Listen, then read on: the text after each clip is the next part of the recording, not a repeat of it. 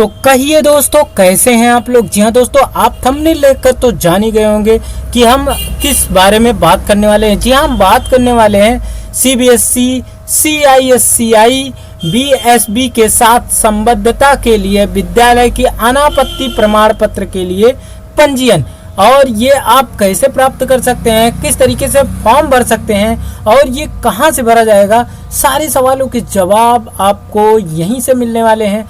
तो अगर आपको अभी तक आपने अपने चैनल रॉयल लॉबी को सब्सक्राइब नहीं किया तो चैनल को सब्सक्राइब कर लें, बेल आइकन को जरूर दबा दें, जिससे कि आपको इस तरीके की नई अपडेटेड नई जानकारियाँ मिलती रहे। तो चलिए वीडियो को स्टार्ट करते हैं।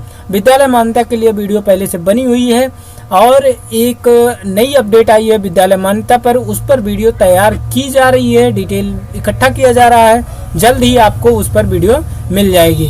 तो इस अनापत्ति प्रमाण पत्र को किस तरीके से आप भर सकते हैं, कहाँ से पा सकते हैं, तो आप यहाँ देख सकते हैं upmsp.edu.in, माध्यमिक शिक्षा परिषद उत्तर प्रदेश प्रयागराज। जी हाँ दोस्तों, अगर आप उत्तर प्रदेश में अनापत्ति प्रमाण पत्र लेना चाहते हैं विद्यालय के लिए, तो आपको यहाँ पे आना होगा और यहाँ आने के बाद आपको लॉग इन पे जाना होगा। विद्यालय लॉगिन पर जैसे ही आप क्लिक करेंगे, जैसे ही आप क्लिक करते हैं, आपको दिखा देता हूँ, क्लिक करते ही आपको इस तरीके का पेज मिलेगा जहाँ पे आपको निर्दिष्ट किया गया है। तो यहाँ पे आपको इस तरीके का पेज मिलेगा। बाकी दूसरा आपको कैसे इस फॉर्म को फिल करना है, तो यहाँ पे आप देख सकते हैं यहाँ पे सीबीएसई, सीआईएससीई, बीएसबी के साथ संबद्धता के लिए विद्यालय की अनापत्ति प्रमाण पत्र के लिए पंजीकरण। तो इसमें कैसे करना है, क्या क्या डॉक्यूमेंट लगेंगे, कैसे भर सकते हैं, क्या चार्ज लगेंगे और इसके लिए एक आईडी पासवर्ड कैसे जनरेट करेंगे, सारी चीज़ें हम आप इसको इसमें बताएंगे। तो यहाँ पे आप देख सकते हैं सीबीएसई, आईसीएसई, बीएसबी विद्यालयों की स्थापना हेतु अनापत्ति प्रमाण पत्र हेतु आवेदन प्रत्येक कैलेंडर वर्ष से 1 जनवरी से 31 मार्च प्रेषित किए जाएंगे। 31 मार्च के पश्चात प्राप्त आवेदन पत्रों को केवल प्रत्येक कैलेंडर मास या उसके बाद के लिए 100 रुपये का विलंब शुल्क भुगतान करने पर ही ग्रहण किया जाएगा, किंतु 30 जून के पश्चात प्राप्त आवेदन पत्रों को संबंधित शैक्षणिक वर्ष के लिए स्वीकार नहीं किया जाएगा। ऐसे आवेदन पत्रों पर इससे आगामी शैक्षिक वर्ष के लिए विचार किया जाएगा।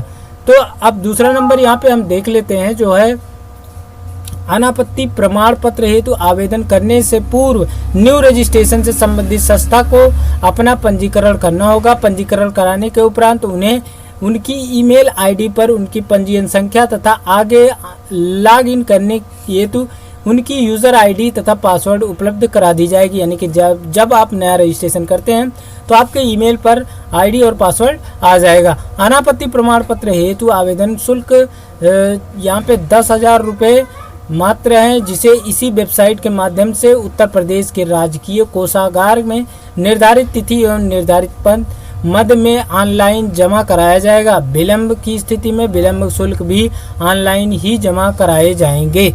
यह सेवा उत्तर प्रदेश जनहित गारंटी अधिनियम 2011 के अंतर्गत निर्गत अधिसूचना संख्या 421/91/2020 दिनांक 24/11/2020 द्वारा उत्तर प्रदेश जनहित गारंटी अधिनियम 2011 से आच्छादित है। जनहित गारंटी अधिनियम 2011 के अंतर्गत संबंधित मंडलों के संयुक्त शिक्षा निदेशक 90 कार्य दिवसों में इसका निस्तारण करेंगे। इसके पश्चात प्रथम अपीलीय अधिकारी एवं द्वितीय अपीलीय अधिकारी क्रमशः मंडलायुक्त तथा अपर मुख्य सचिव, प्रमुख सचिव होंगे, जो क्रमशः अगले 30 दिनों में अनापत्ति प्रमाण पत्र के आवेदनों को निर्गमन पर की गई अपीलों का निस्तारण करेंगे।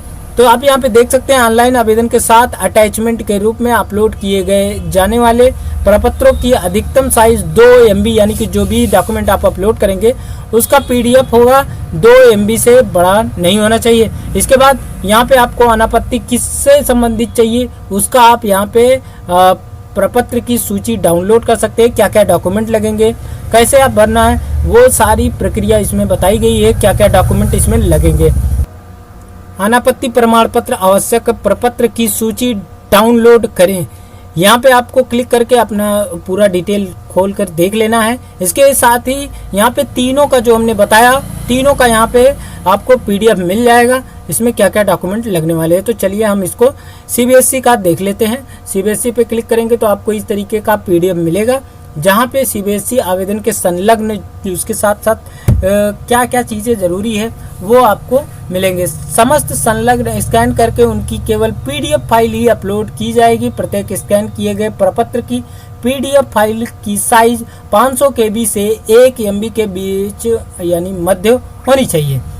अब इसमें सबसे नंबर 1 पे आता है सोसाइटी मोमेरेंडम ट्रस्ट डीड, यानी कि जो आपका सोसाइटी या ट्रस्ट है उसका रजिस्ट्रेशन, इसके साथ सोसाइटी ट्रस्ट सीए से प्रमाणित 2 वर्ष से आय व्यय का लेखा, सीए से ये प्रमाणित करवाना होगा। इसके बाद तीसरे नंबर पर है ट्रस्ट सोसाइटी के उद्देश्य, विद्यालय प्रबंध समिति का गठन, अधिकारियों एवं कार्यों, प्रधानाचार्य के अधिकारियों का स्पष्ट विवरण कि आपके ट्रस्ट में कौन कौन है, किस किस पोस्ट पर है, उनका पूरा विवरण देना होगा। विद्यालय का संक्षिप्त इतिहास, उद्देश्य, स्थिति, निकटतम रेल बस स्टेशन की दूरी, यानी कि वो विद्यालय कब बना, कैसे बना, कौन किसने स्थापना की, ये सारी डिटेल आपको, और उसका उद्देश्य क्या है, स्थिति क्या है अभी उसकी, वो रेलवे और बस स्टेशन से कितनी दूरी पर है, ये भी आपको डिटेल देना होगा। नगर क्षेत्र में स्थित विद्यालय के लिए 1 किलोमीटर की परिधि में स्थित मान्यता प्राप्त विद्यालयों का विवरण, यानी कि अगर आपके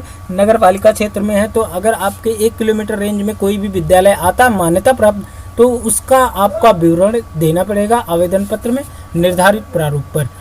इसके बाद आगे आते हैं ग्रामीण क्षेत्र में स्थित विद्यालय के लिए 5 किलोमीटर परिधि में, अगर 5 किलोमीटर के अंदर आप उपयुक्त संलग्न क्रम 6 के अंतर्गत निर्दिष्ट विद्यालयों को छोड़कर स्थित मान्यता प्राप्त विद्यालयों का विवरण आवेदन पत्र में निर्धारित प्रारूप पर दिया जाएगा।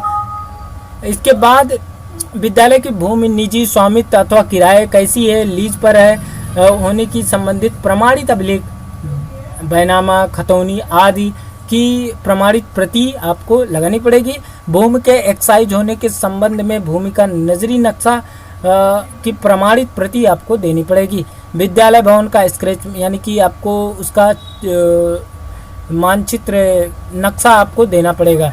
चिकित्सा, प्राथमिक चिकित्सा सुविधाओं का विवरण एवं उन पर व्यय होने वाले वार्षिक धनराशि, यानी कि जो आप चिकित्सा, प्राथमिक चिकित्सा जो सुविधाएं उपलब्ध करवाते हैं उसमें कितना खर्च होता है वार्षिक का, वो उसका विवरण आपको देना पड़ेगा। इसके बाद विद्यालय कर्मचारी कल्याण योजनाएं, पीएफ योजना, प्रबंधाधिकरण के अंशदान की दर, ग्रेच्युटी एवं अन्य सुविधाएं का विवरण भी देना पड़ेगा आपको। इसके साथ विद्यालय के सभी कर्मचारी के लिए सेवा नियमावली की प्रमाणित प्रति जो सीबीएसई नई दिल्ली द्वारा प्रस्तुत मार्गदर्शक सिद्धांतों के अनुरूप हो और उसमें सभी आवश्यक प्रावधान उपलब्ध हों।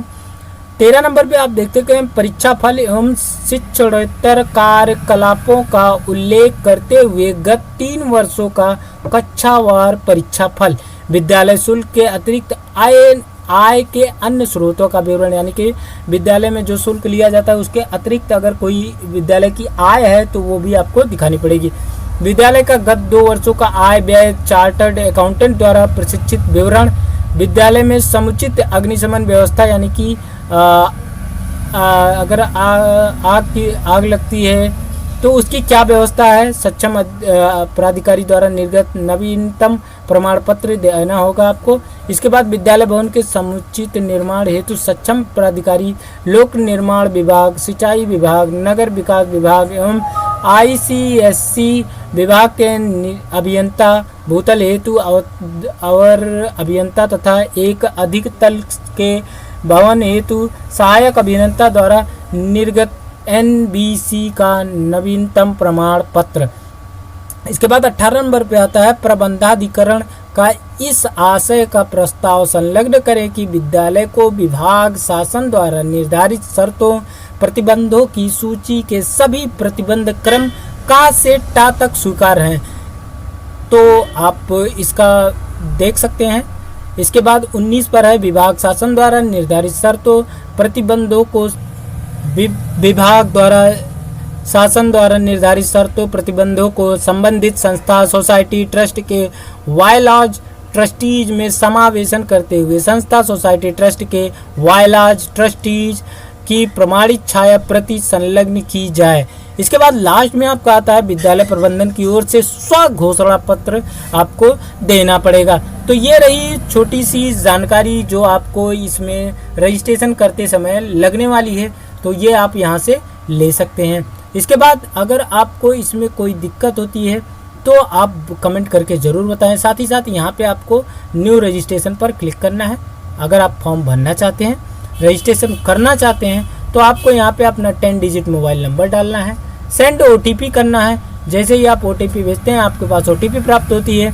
इसके बाद आपको पूरा स्वतः विवरण भरना होगा। भरते आपको ये पूरा फॉर्म कंप्लीट करना होगा। जो जो हमने डिटेल बताएं वो सारी डिटेल इसमें लगेंगी। तो अगर आप इस फॉर्म को नहीं भर पाते हैं तो आप कमेंट करके ज़रूर बताएं, ताकि हम इस एक और वीडियो बना सकें। अगर आपको ज़रूरत होगी तो ही हम ये वीडियो बनाएंगे। अगर आपका कमेंट आता है तो हम वीडियो ज़रूर बना के देंगे कि इस फॉर्म को कैसे फिल करना है। बहरहाल आज के लिए बस इतना ही। धन्यवाद, नमस्कार, आपका दिन शुभ हो। जय हिंद, जय भारत। और हाँ, वीडियो को लाइक और सब्सक्राइब करना बिल्कुल ही ना भूलें, और साथ ही साथ शेयर करना तो बिल्कुल ना भूलें, ताकि किसी और की भी मदद हो सके।